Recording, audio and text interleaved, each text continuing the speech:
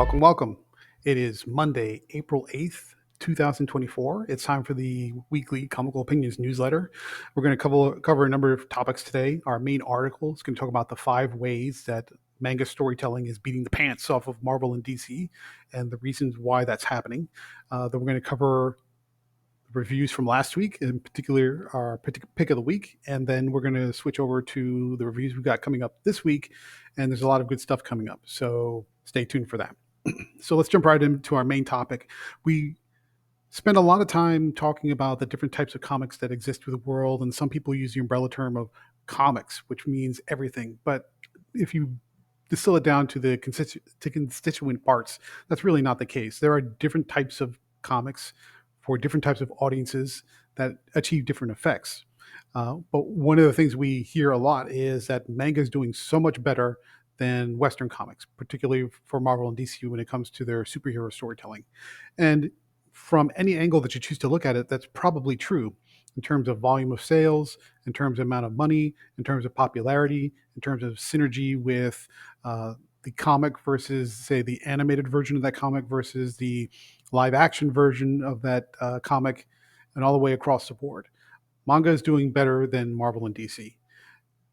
Instead of talking about the sort of the business aspects of it, which is distribution, how they're doing their publishing cycles, what format they print their comics in, we're not going to touch any of that stuff. I want to focus specifically on the story and storytelling aspects and why manga.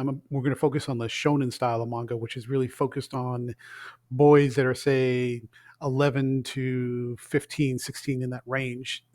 I'm sure there's a definition somewhere. I just don't remember what it is off the top of my head. But you're really sort of in that early teen, adolescent, tween to early teenager type of range, which is what the superhero comics of old used to be most pointed at. Not anymore, not so much, I guess, but maybe that's part of the problem as well. But you have a lot of manga titles that are incredibly popular, and not just in terms of money, but also in terms of volume of sales and also cultural impact, if you want to look at it that way. And I personally have read thousands of comics, read thousands of chapters of manga from all different types of titles, mostly in the shonen range because that's kind of my style. And what we've done is we try to distill it down to say what are the things that shonen manga is doing that the Western comics like Marvel and DC are not. Because we keep talking about wanting to bring up the new generation of comic readers in the West and getting them indoctrinated into liking those characters, liking those storylines, and then carrying that through as a lifelong fan. What is shonen manga doing that the Western comics aren't? And we think we kind of nailed it down to about 5 different ways where that's applicable. So let's talk about it. We're going to talk about each one, give examples of how Shonen's doing it and how it's different or contrasted from Western comics, and then we'll see if there's hope for the future. Maybe, maybe not, but we'll find out. Reason number 1, manga is beating the pants off of Marvel and DC when it comes to storytelling. It's all about the underdog. Everyone loves an underdog. If you take a lot of the popular titles that are most prevalent in the shonen range, the main character always starts from a low point and a deficit. For example, you have Naruto Uzumaki from Naruto. He's not only a a low-level ninja when he starts off. He's awkward, he's clumsy, and he's ostracized from the village because at least some of the leaders know that he's infused with the spirit of the nine-tailed fox. So he's already coming from not just ground zero. He's coming from less than ground zero because he's not popular. He's ostracized for potentially a good reason, and also he's socially very, let's say, obnoxious. Well, at least when he starts out, he gets better, but that puts him at a deficit. Take another example, My Hero Academia. You have Midoriya, Izuku Midoriya, who's also known as Deku, which is his superhero name. In a world where everyone has superpowers called quirks, and encompass roughly 80% of the world, he's one of the few that are born with none, and yet he wants to be the hero. unfortunately, he just doesn't have the powers to do it. And he's very got a very courageous heart, and he's got a very humble attitude about it. But he's coming from the deficit, and that also causes him to be picked on by some of the bullies at school. And so what you see over and over again is when you see this, you also see it in Black Clover, you see it in Bleach, you see it in One Piece, you see it over and over and over again. The main protagonist usually starts off as an underdog, sometimes as a severe underdog. What does that do? That immediately gets readers on the character's side. You feel for them, you empathize with them, you sympathize with them, because everybody understands what it feels like to be the outcast or the underdog, or to feel inadequate in the face of what they're going through in life. Now, contrast that with what Marvel and DC are doing. Think of any of the characters that have been introduced in the past several years. I'll give you a perfect example. Within DC Comics, we have Marilyn Moon Knight, who was recently introduced. When you see her for the first time and you catch up with her, even though we still know very little, you have no idea what she's just this fully formed person with all these powers. She just sort of comes in and out and occasionally aids Superman, maybe. But you don't know where she's starting from. You don't know her background. You don't know what the journey she went through to kind of get to where she is. You have no appreciation for her development as a character. And so she just sort of shows up and she's there, but you're okay with that, and you just sort of move on. On the Marvel side, let's take the plethora, the army of mutants that have been introduced in the past, say, 5 to 10 years. When you meet them, they're already mutants. They're adults usually, late teens to early 20s. They have all the powers. Now, they maybe feel awkward about how they use their powers and how they interact with other people, because either their powers are out of control and they try not to kill them, or some other reason. But you don't get the sense that they started from some place with lowly beginnings. They don't get the reader on board with that individual, and you don't get an appreciation for where they started to get to where they are now. Reason number two why manga stories are beating the pants off of Marvel and DC: the central protagonist almost always has a very lofty, even impossible, seemingly impossible goal. They're trying to get to achieve something that everyone around them thinks there's just no way on earth this person could achieve that goal. We talked about Naruto in the previous point. He wants to be the Hokage. Now, at the beginning of the story, at the very beginning of the first volume, no one on earth believes that Naruto has the skills or the capability or the maturity to become Hokage. Eventually, he does get there. So that's progression, and we'll talk about that in the next point. And the other example that we have, in which we contain in the article, is about One Piece. The entire journey of Luffy is he wants to be the Pirate King, which is a goal that nobody thinks he has any right to achieve. And yet he's on that journey and eventually moves towards that goal. Now, will he get there? I don't know. One Piece is massive and it's ongoing, and it'll keep going for who knows how long. But that's the point. And you'll see that again over and over. In Black Clover, Asta wants to be the Wizard King. We talked about One Piece. Luffy wants to be the Pirate King. Naruto wants to be Hokage, and he eventually gets there. And you see this over and over again, even in manga, where the juxtaposition of the character and the world around them is the complete opposite of what you expect. Like One Punch Man, he wants to be a hero, but a top tier hero, and he sort of gets there, but he takes a very different path than the stories we're even talking about here. But still, it's an incredibly lofty goal that he's going after, and you see that over and over again. The hero has to have a goal. Now, contrast that with Marvel and DC. Take your pick. Pick any character you can think of: Superman, Spider-Man, Batman, Wonder Woman, the X-Men, the Avengers, Captain America, Iron Man. All of them. Their goals are to deal with the problem that's in front of them, to overcome whatever challenge they're being presented with. But do they have a personal goal? Do they have a long-term life goal? Do they have a long-term life goal that seems impossible either to themselves or to the people around them? The answer is almost entirely across both publishers and across all titles. The answer is no. None of them have any goals. They're just moving through life, and they're dealing with the problems as they prop up. The entire ecosystem of the big two is all about reactivity. The heroes are just reacting to things as they come, and that's fine for that moment. But then, but that leads to the problem exactly that you see now: is it starts to become repetitive. They're just dealing with the next villain. They're dealing with the next disaster. They're dealing with the next threat. And all you're doing is you're changing the paint, but you're not changing the substance. And that's the problem. Reason number three why manga stories are beating the pants off of Marvel and DC, the main character levels up. And that's related to the character themselves, but also related to the plot structure, which we'll talk about in point number 5. The characters have to grow, they have to strengthen, they have to develop, they have to evolve. You take all those same stories that we previously mentioned and more. The example we use in this case even is Bleach.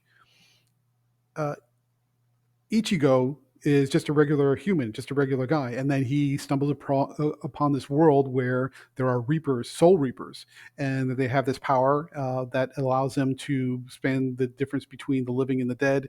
And he gets indoctrinated into that world, and eventually becomes one of the most powerful substitute soul reapers that exists. There's character growth. He evolves, he matures, he develops a reputation, not just for himself, but also for the people around him. There has to be an evolution of the character. The character can't just be right where they are the whole time. There's a level of strength enhancement. Sometimes their powers evolve. Sometimes the maturity level evolves. Naruto certainly grows up. Uh, Luffy definitely matures, even though his personality kind of stays a little bit the same. But he definitely progresses and becomes more powerful with his rubbery, stretchy powers. Uh, the Goku. Let's take the example of Goku from Dragon Ball. If you're not keeping up and you're just aware of Goku but not really following the story, most people don't realize he's a grandfather right now. We've followed his story from the time he was an infant that crash landed on Earth to now. He's gone through generations. He's married. He's had kids. His kids have had kids. There's progression. There's growth. There's evolution. The character has to evolve. And by contrast, if you look at that from the Marvel and DC perspective, when was the last time Superman evolved in any capacity? When was the last time Batman evolved in any capacity? Or Spider-Man? Spider-Man is probably the worst case scenario. He eventually did get married. He was on the track to having kids in the family, the whole thing, and then Marvel just took all that away. They were on track to evolving that character and making him feel generationally relevant. And that was all undone. And that's part of the reason why there is so much almost negativity towards Amazing Spider-Man right now, because of that lack of evolution, of that lack of growth. In his case, it was actually being shown and displayed, and then Marvel took it away. Shonen characters are popular because they grow, they evolve. You get to follow their lives. You keep hearing the publishers at the big two talking about how these superhero stories are soap operas. Well, even in soap operas, if you're watching, my wife watches soap operas. If you watch the soap operas, those characters grow, they change, they evolve. Their stories might get repetitive at times, but they still grow older. They become more mature versions of themselves. The big two is stuck in a rut partly because they do not let their characters grow, and that's another problem. Reason number 4 why manga stories are beating the pants off of Marvel and DC is because the main character, who is growing and evolving and on his way towards achieving an impossible goal, is always, always, always surrounded by a supporting cast of characters who are eclectic, who are diverse, and I mean that in the proper sense of the term. And individually, they all have their own journeys that they're going on that either enhance the main protagonist's journey, and sometimes come in opposition to the main protagonist's journey. Then that adds layers of depth and drama and conflict and interest to the story that's going on. It makes the story feel bigger. Let's take an example for Naruto. Let's go back to Naruto. He has his Team 7, which are the students he came up with in school. And they are all learning their ninjutsu powers, and they're all trying to figure out how to navigate in this world, but they're all eventually come together as a team.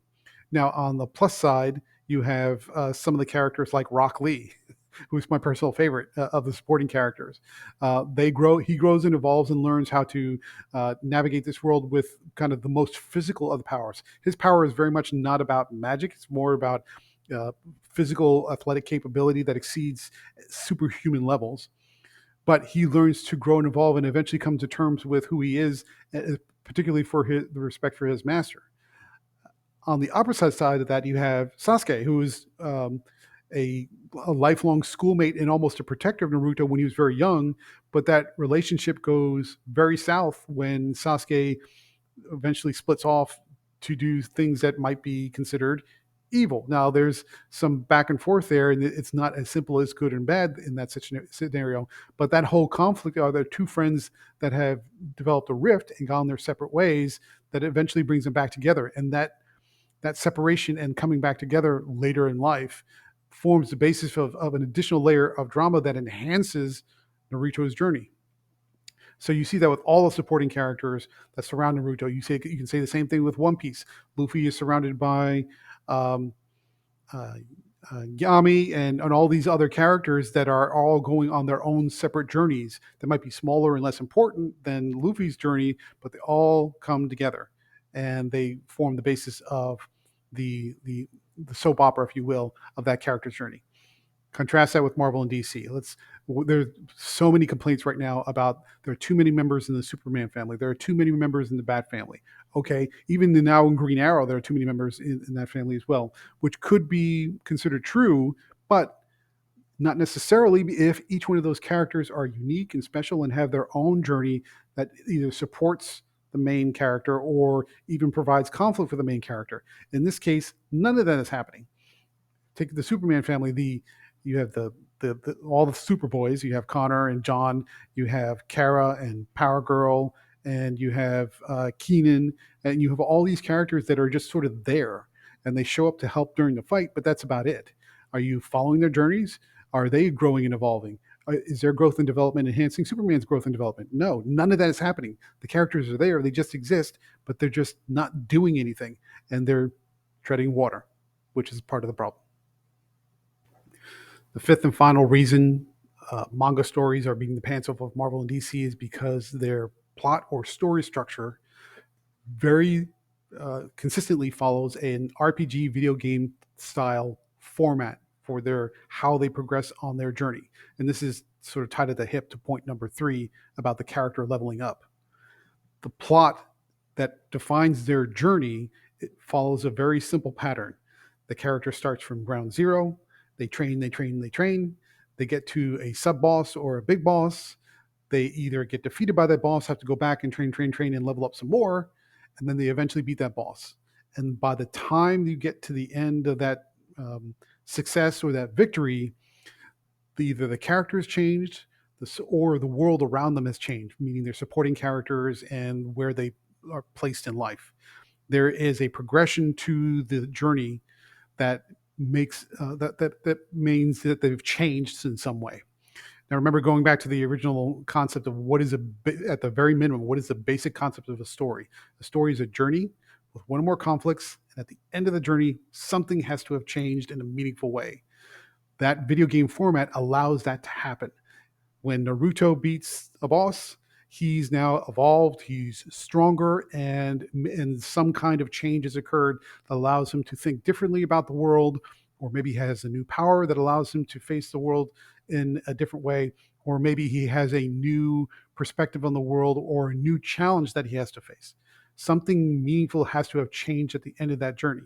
And if you look at the structure of that format, applies to Dragon Ball, applies to Naruto, Bleach, One Piece, all of them. All of their arcs follow a very kind of simplistic video game style RPG format.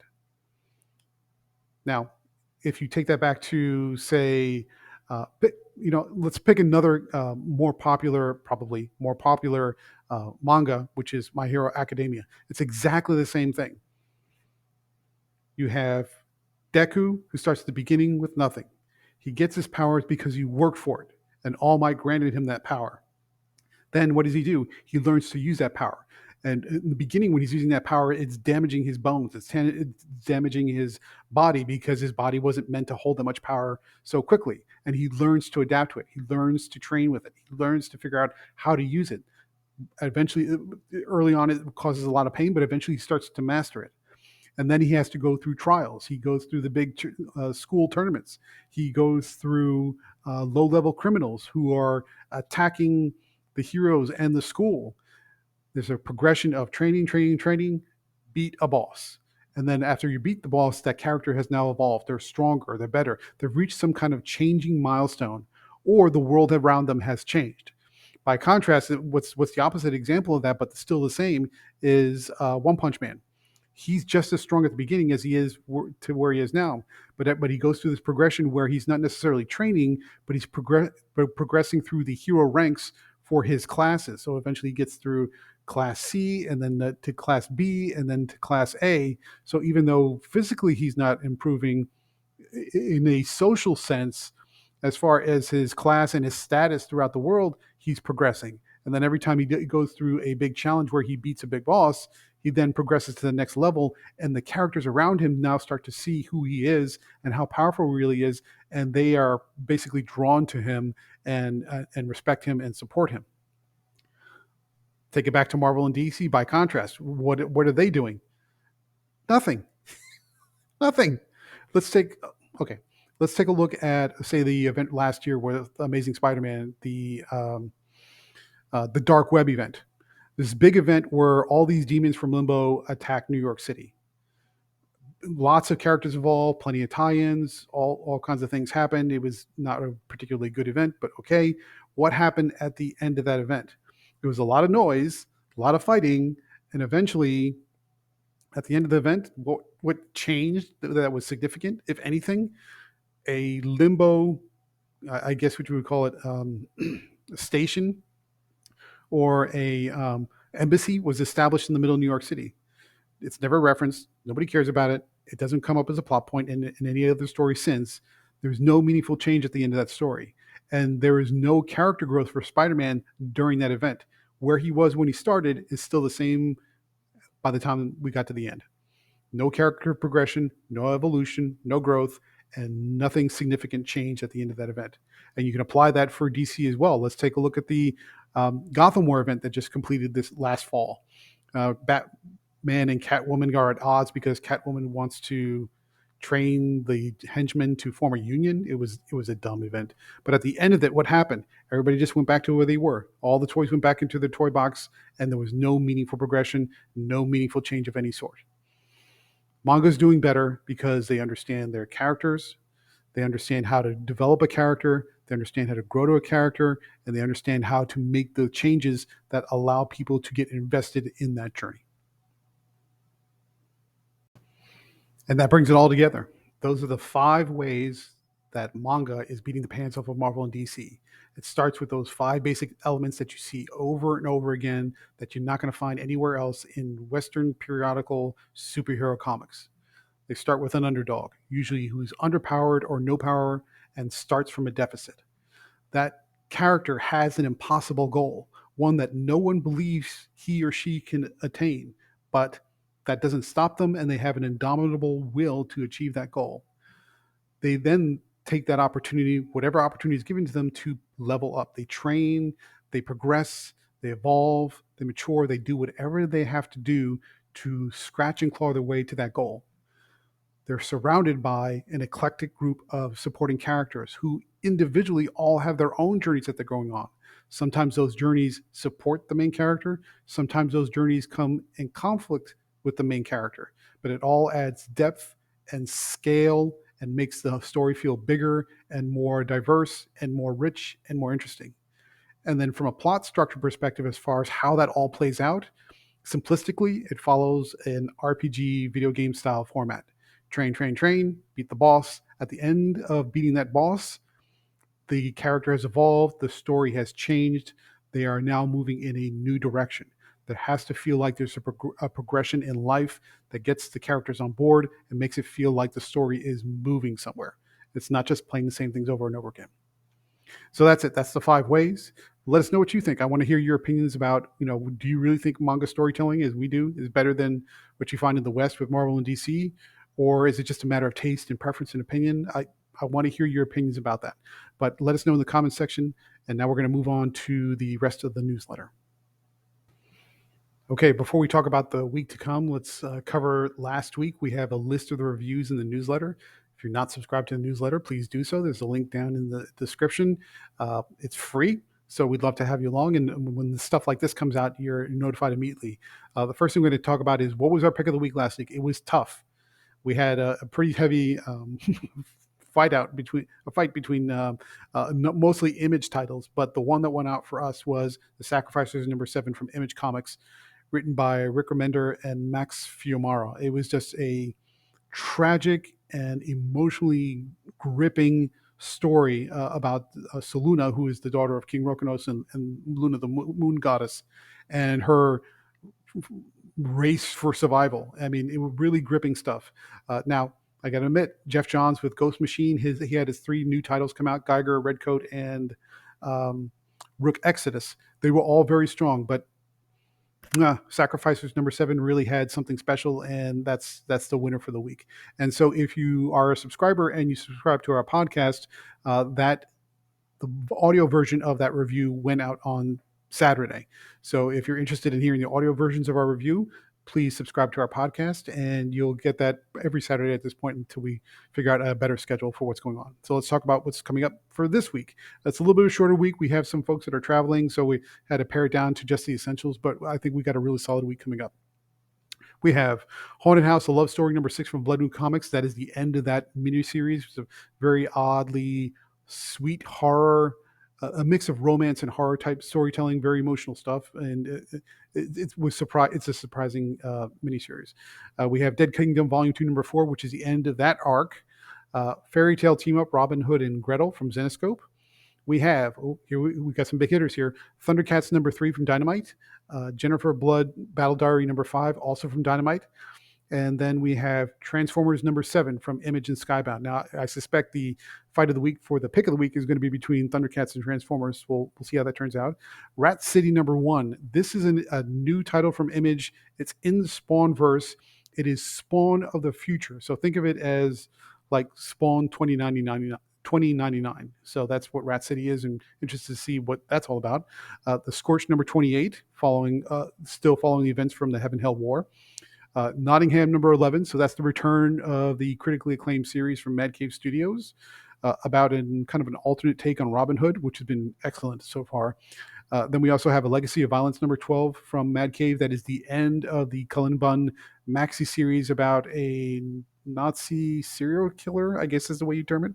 And then we have a new title from Mad Cave, When the Blood Has Dried #1. So that's it for this week. Thank you so much for joining. I hope this has been informative and that you got some value out of it, and also maybe even some entertainment out of it as well. So if you haven't already, please subscribe to our newsletter, subscribe to our YouTube channel, subscribe to our podcast. We're trying to give you as much information as possible in every format you could possibly want. So thank you so much for joining. I'm Gabriel Hernandez, your publisher in EIC for Comical Opinions. You have a great day.